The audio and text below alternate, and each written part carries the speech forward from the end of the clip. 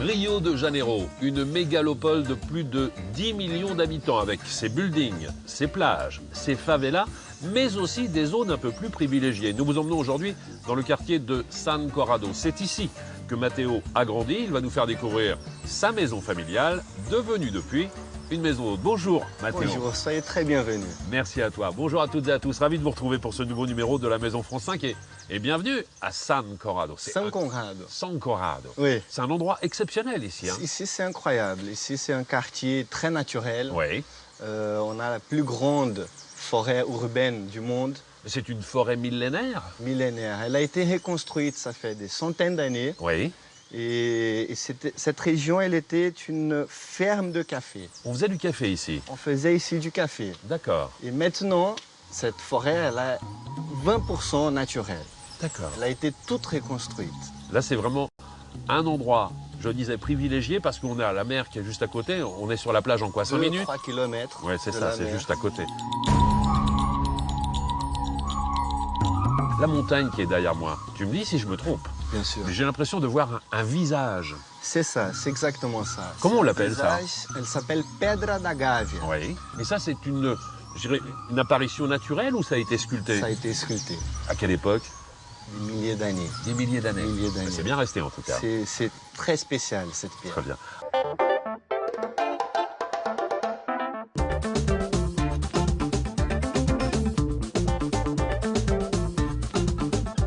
On s'intéresse maintenant à ta maison, Matteo. C'est ici que tu as grandi? Une bonne partie de ton adolescence, en tout cas. Exactement.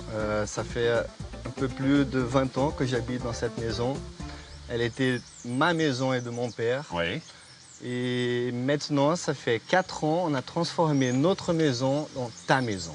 C'est une maison d'hôte. Est-ce que justement ce principe de maison d'hôte est quelque chose qui est en train de se développer ici au Brésil? Ça se développe beaucoup. On a eu beaucoup d'événements dans la ville de Rio. Oui. Par exemple, le Rio Plus 20, c'était un des plus grands événements de sustentabilité après la Eco 92. D'accord. Ça se passait dans les favelas, ça, un peu, Ça non? se passait beaucoup dans les favelas. Beaucoup d'étrangers ouvrent des maisons d'hôtes ici à Rio. D'accord. Dans les favelas et dans des endroits comme celui-ci? À l'extérieur des favelas. Quel est le pourcentage de clientèle internationale qui vient ici? 90%. 90%. 90%. 90%, ça vient de la Suisse, ça? Ça vient de la Suisse. Ma mère, elle était suisse. Ah, d'accord. Ceci explique cela. Bon, d'ici quelques instants, tu vas tout m'expliquer sur la maison. Je veux tout savoir. Hein. Avec plaisir. Qui l'a construit, qui l'a conçu, qui l'a pensé, qui l'a décoré. Tu me raconteras tout. On va marquer une pause dans l'émission. Et...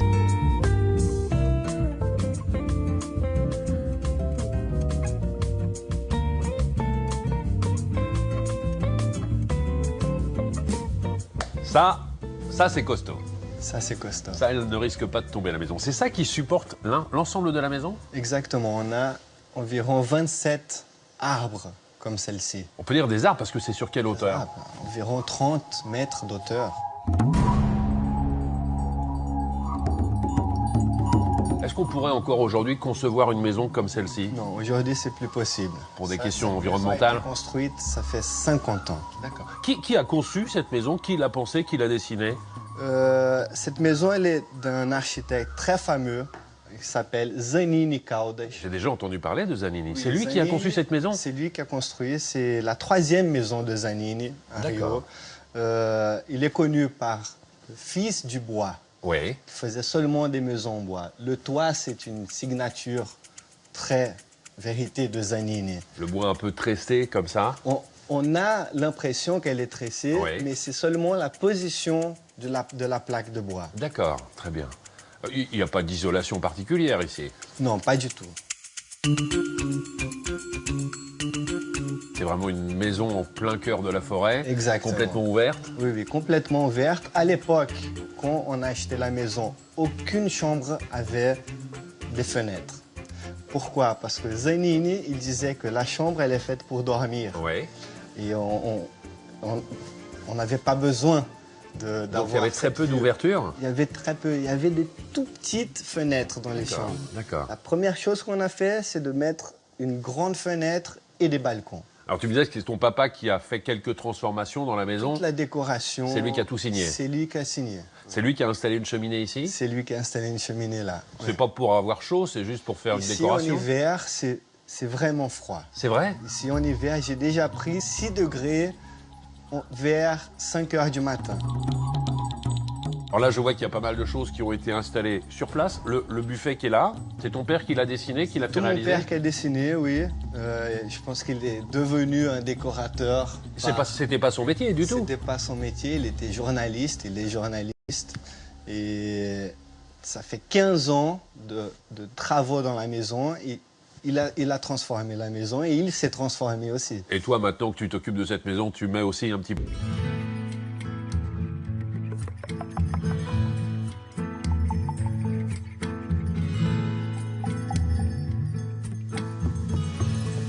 Alors Mathéo, si j'ai bien retenu, ta maison... C'est ta maison. C'est maintenant ma maison. Exactement. Mais c'est génial, c'est génial cette façon de faire. Alors quand je dis c'est une maison d'hôte, c'est surtout une maison dans laquelle tu veux que les gens communiquent. Les gens se communiquent et que les gens puissent se sentir comme dans ta maison. Ça, c'est un endroit magique. Ça, c'est le différentiel. Le salon, encore une fois, la cheminée. Le salon, la cheminée. Et là, j'ai vu tous ces diplômes, là. Oui. Alors, c'est un monsieur, ce monsieur qui est en l'occurrence, est ici énormément récompensé. Antonio da...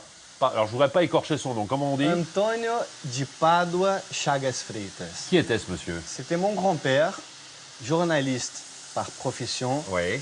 Il a été gouverneur de Rio dans les années 70 à 83. Il a même été récompensé par le gouvernement français. L'Ordre national de Légion d'honneur. Officier de la Légion d'honneur, officier de l'Ordre national du mérite. Du mérite. Ben, tu peux être fier. Très fier. Tu as des ancêtres très importants. Et puis le cadeau, encore une fois, la vue sur la nature.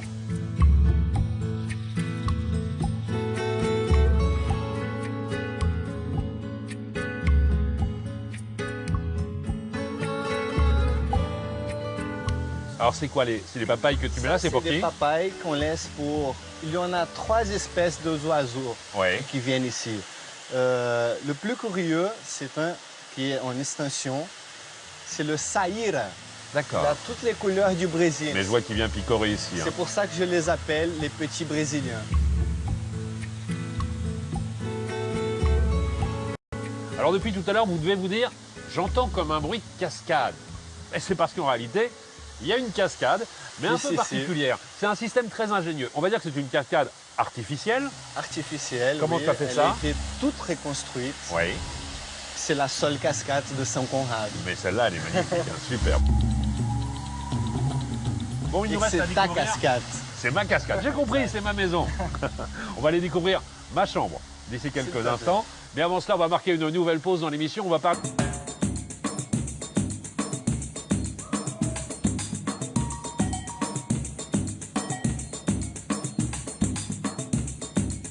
On va maintenant s'intéresser aux chambres de la maison. Tu as combien de chambres pour les autres ici? On a 6 chambres. 6 chambres. 4 doubles et 2 singles. Le plafond, c'est amusant, ça a été réalisé quoi? En bambou? Au bambou. Ce sont des plaques de bambou en carré. On parle souvent d'architecture verniculaire, c'est-à-dire une architecture où on va chercher des éléments sur le terrain. Ici, la plupart du temps, pour construire les maisons, on allait chercher le bois sur place et toute la matière, plus ou moins. Exactement. C'est un peu comme ça. Le bois qu'on a, par exemple, au sol, c'est quoi? On a un mélange de plusieurs bois. Oui. Et la majorité des bois, c'est le ipê et massaranduba. Ce sont des bois brésiliens.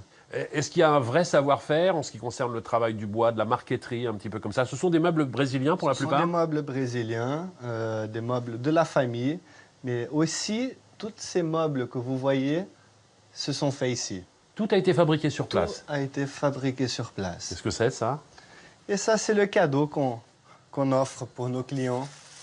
À chaque fois, ils repartent avec un petit cadeau? À chaque fois, ils arrivent avec ce petit cadeau. Tu veux me dire ce que c'est à l'intérieur?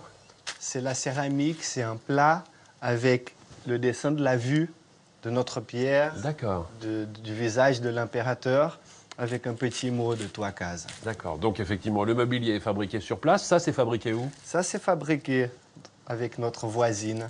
Une voisine? Elle a un atelier de céramique. Moi, j'irais bien la rencontrer. Juste ici on peut aller la voir après? S'il vous plaît. On ira la voir, avec grand plaisir. On continue à faire le tour de la maison. Je reviens sur ce que tu me disais tout à l'heure par rapport à Zanini. Il n'y avait pas de fenêtre avant. Quand on a acheté la maison, Oui. aucune chambre, il y avait des balcons et des fenêtres. C'était des fenêtres tout petites. Pourquoi? Parce que Zanini, il disait que les C'est chambres... pour dormir. C'est pour dormir. Ça aurait été dommage quand même de se gâcher et de ne pas avoir effectivement une vue comme celle-ci. Exact. Là, c'est juste la récompense. Ah, je vois qu'elle veut savoir ce qui nous Elle attend pour la travaille suite de avec l'émission. moi. Elle Quel âge reçoit elle a les clients, elle a 7 ans. On dirait encore un bébé, c'est incroyable. Super. Elle reçoit les clients, elle sert le petit déjeuner avec moi. Elle dit au revoir et bienvenue. Bon, elle est toute gentille en tout cas, elle est toute gentille. Oui, oui. On va visiter d'autres chambres d'ici quelques instants. On va aller rendre visite à la céramiste. Oui, oui.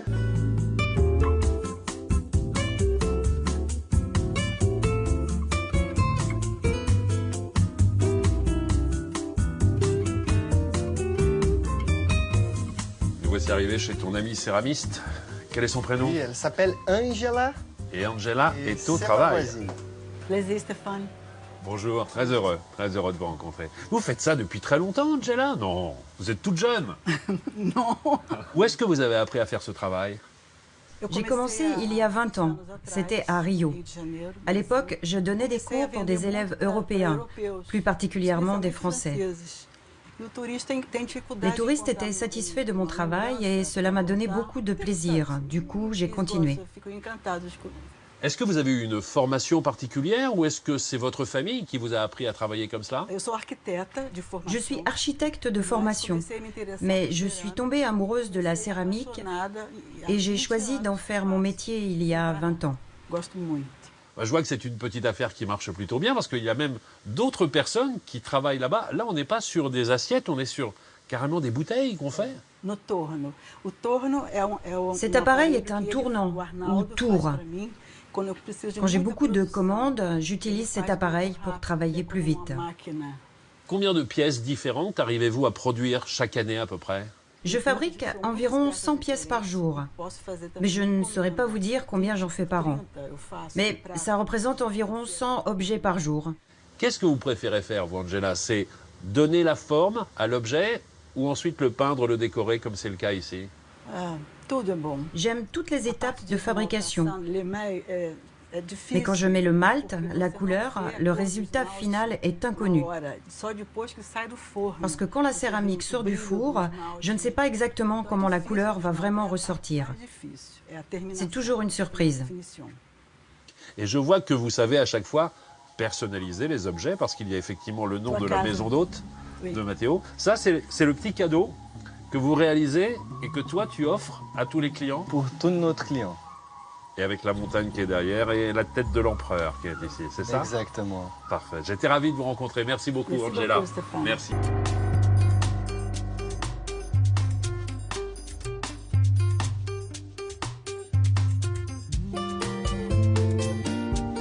Ça, c'est une belle idée d'avoir mis la douche juste à côté de la baignoire. Comme ça, on ne craint pas. On peut mettre de l'eau partout. Et en plus, il y a vraiment la paroi de verre pour bien se protéger. Ouais. Bien. Alors, tu me l'as dit, il y a 6 chambres 6 chambres. dans ce qui est aujourd'hui ma maison. Oui, exactement. Avant, c'était ta maison. Et quand toi, tu vivais ici, tu dormais dans quelle chambre? Je dormais dans la chambre qui est exactement en bas de celle-ci. Il n'y avait pas de fenêtre. Il n'y avait pas de fenêtre. Enfin, si ton père avait construit les fenêtres. Par la suite, il avait mis en place des balcons. On a fait des balcons dans toutes les chambres. Il y a beaucoup de gens qui, dans le cadre des maisons d'hôtes, donnent parfois le nom d'une personnalité qui a séjourné ici ou d'une personne célèbre qui aimait la région. Toi, qu'est-ce que tu as fait pour nommer les chambres, si tu leur as donné un nom? On a donné des noms de fruits. Oui. Cette chambre? Lima, Lima. c'est le citron. D'accord. La chambre où toi, tu dormais avant? Kiwi, Kiwi. D'accord. Alors, tu me disais que là aussi, tout a été fabriqué sur place, que ce soit le plafond en bambou. Le paravent, là aussi? c'est une curiosité. Le paravent, il est mis stratégiquement ici. Pourquoi? Les gens qui passent par la pont et par l'escalier ne voient pas qui est couché sur Donc le on lit. peut créer un courant d'air tout en se protégeant de la vue des autres. Exactement. Et en même temps, c'est très pratique pour cacher. Pascal, viens par ici, toi. Viens par ici. Voilà. T'étais bien caché. Mais c'est Mathéo qui a dit où t'étais caché. Tu retournes maintenant peut-être à ta place. Voilà. Et comme par hasard, on ne le voit plus. C'est ça, la magie de la télévision d'une certaine manière. Bien. Merci mille fois. pour vous ton en accueil. prie, je Je vous suis en ravi de prie. te rencontrer. Merci beaucoup. Ravi de découvrir cette maison dans une oasis de verdure à quelques kilomètres de la plage. S'il y a une adresse à Rio à retenir, c'est bien celle-ci.